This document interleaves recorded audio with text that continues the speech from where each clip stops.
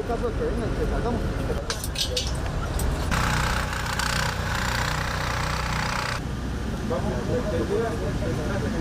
Desde el jueves, elementos de las brigadas de rescate de diferentes cuerpos de socorro de Guatemala, El Salvador, Honduras, Panamá y República Dominicana se concentraron en el Campo Marte para medir su capacidad de respuesta ante un terremoto de 7.2 grados en la escala Richter, que fue reportado a las 7 de la mañana de este viernes 4 de febrero. El rescate de bomberos voluntarios. Si hay alguien que esté vivo o se encuentra dentro de la estructura, que haga un sonido o emita un ruido. ¿Escuchó algo? Negativo. Rescatista 2, ¿se escuchó algo? Negativo.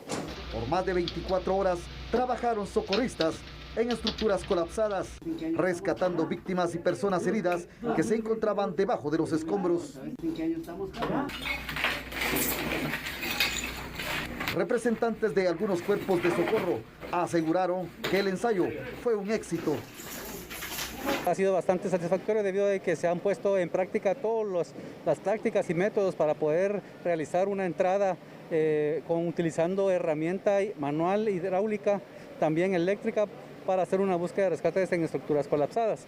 La Brigada Aérea de Rescate también participaron del simulacro. Que sus bomberos voluntarios activa por primera vez la Brigada Aérea de Rescate, una brigada nueva dentro de la institución, y de esta manera pudimos acercarnos a los escenarios para poder tener el control en distancia, en conocimiento aéreo y ver los desastres que puede ocasionar un terremoto, como para poder tener más ilustrados nuestros caminos y nuestras respuestas hacia dónde debemos de llegar. Para delegaciones internacionales, esta clase de ejercicio les permite mejorar el trabajo de respuesta y medir la capacidad de cada socorrista.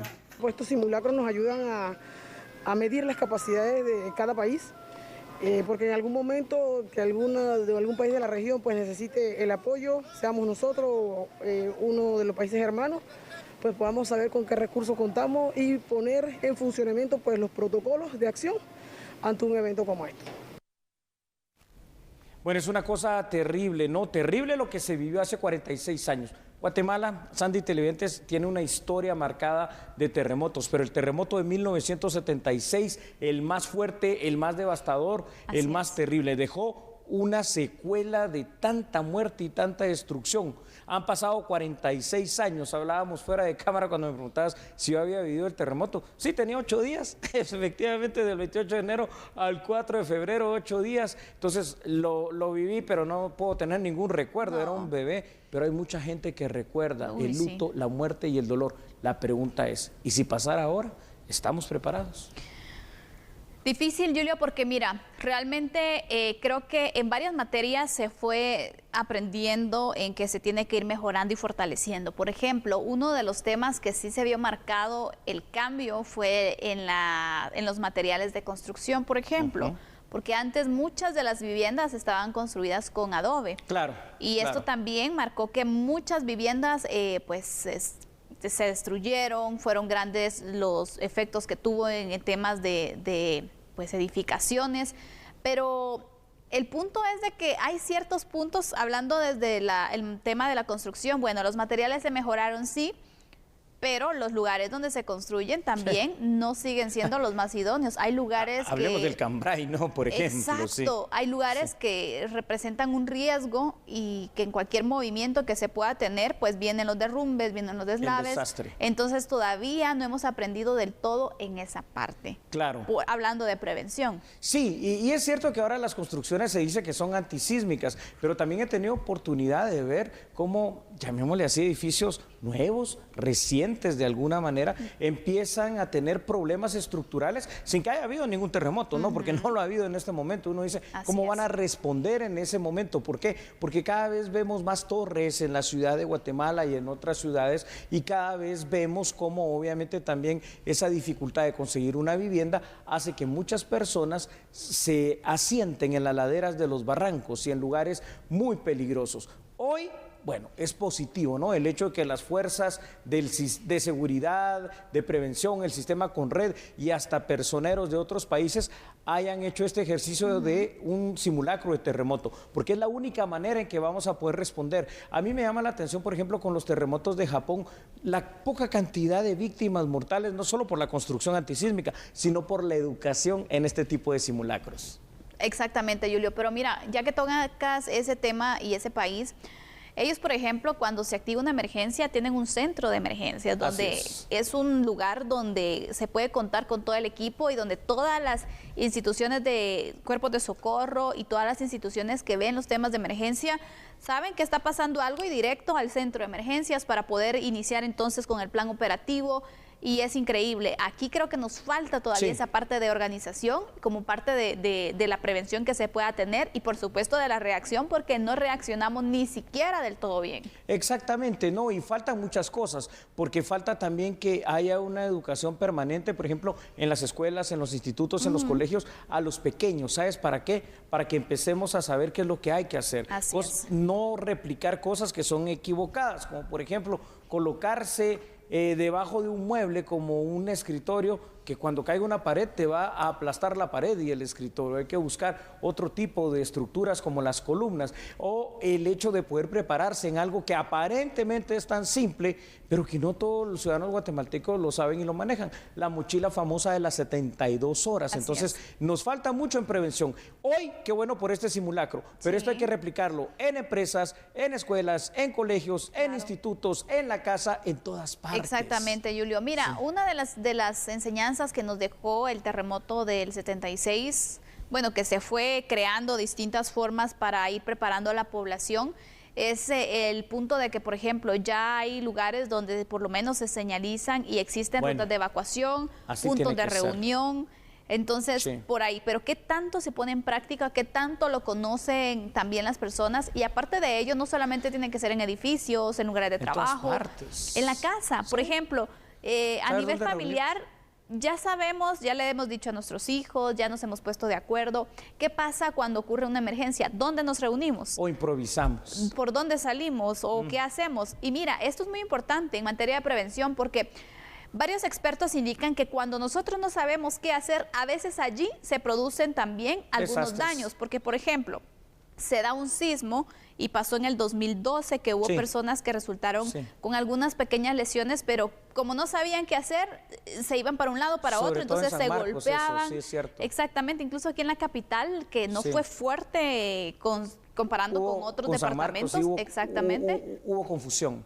Hubo personas que resultaron pues con ciertas pequeñas lesiones porque entre decidir para dónde voy y a dónde me ubico, se lastimaban. Entonces, esto es muy importante en materia de prevención porque vienen lesiones que ni siquiera son provocadas por el fenómeno, sino por nuestra falta de conocimiento también. Es correcto. Vamos entonces con estos apuntes realmente que son bastante importantes y que se han analizado acá, a ver los primeros datos en pantalla. Nuestra producción en este momento los va a compartir con usted y ahí los tiene. Y es que, fíjese usted, la madrugada del 4 de febrero de 1976, tristemente recordada como una de las más trágicas de la historia contemporánea y moderna de nuestro país. Se reportan aproximadamente 23,000 personas fallecidas en aquel hecho, 76,000 heridos y más de 1 millón de personas que fueron damnificadas.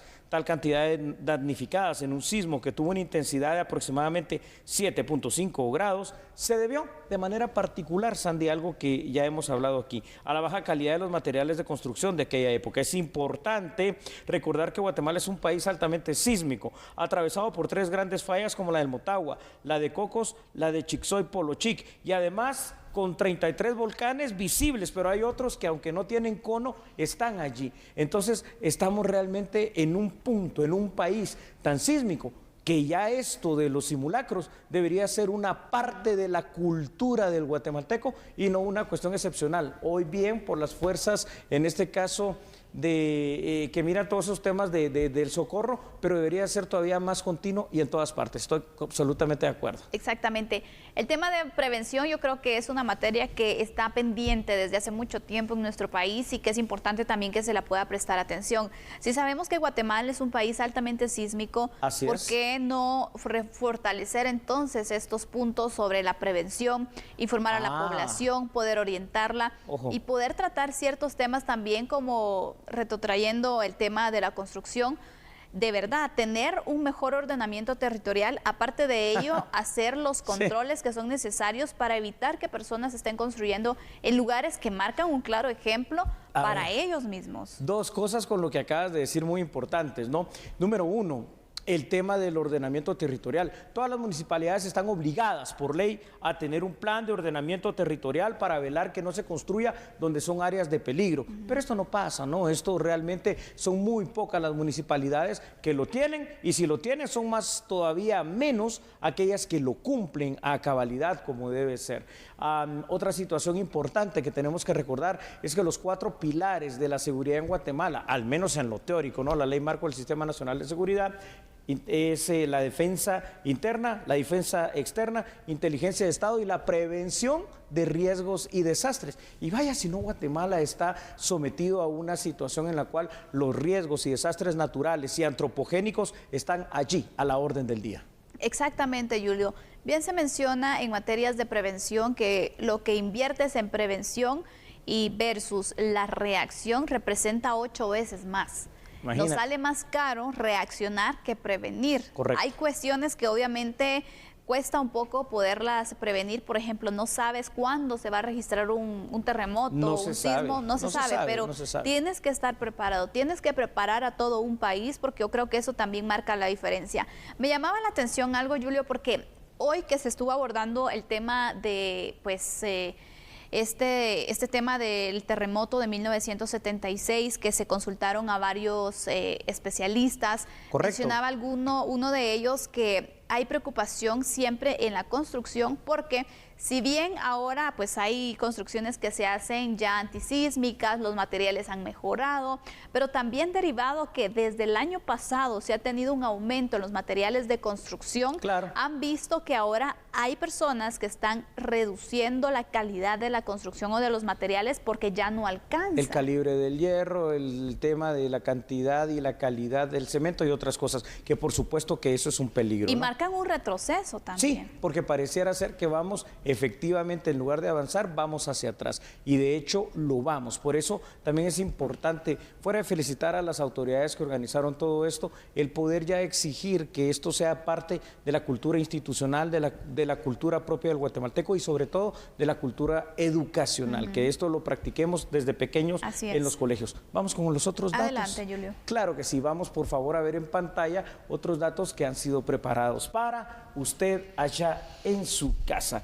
Y es que escuche lo siguiente: hablar de terremotos es hablar necesariamente de la preparación que debe tener Guatemala para afrontar eventuales riesgos y desastres naturales. También, Sandy, la pregunta es: ¿qué tan preparados estamos finalmente para enfrentar un eventual evento sísmico que tarde o temprano, por ser cíclicos, volverá a suceder en nuestro país? Importante el control, que las construcciones sean hechas con materiales de calidad. Estado y sociedad deben de tener un plan de acción para todas aquellas personas que viven asentamientos, laderas, barrancos y áreas vulnerables para que se pueda reaccionar adecuadamente. Así que, al final de cuentas, parece que estamos un poquito lejos de lo ideal. Por supuesto, tenemos mucho que aprender, tenemos mucho que reflexionar y sobre todo que cambiar también. Sabemos que en nuestro país no se puede predecir cuándo se puede registrar un terremoto, un sismo. Sin embargo, tenemos que prepararnos para el peor de los escenarios, porque la naturaleza no avisa y podemos tener serias consecuencias si no nos vamos preparando. Como conclusión para este tema, entonces le dejamos, por favor, para que usted allá en casa haga esa reflexión. Tiene la mochila de las 72 horas para cada una de las personas, tiene ya un plan de riesgos ahí de qué hacer ante cualquier evento natural o de lo que sea. Si no lo tiene, es el momento de hacerlo. Nosotros aquí en A la Medida se lo dejamos de tarea y mientras tanto seguimos con la información.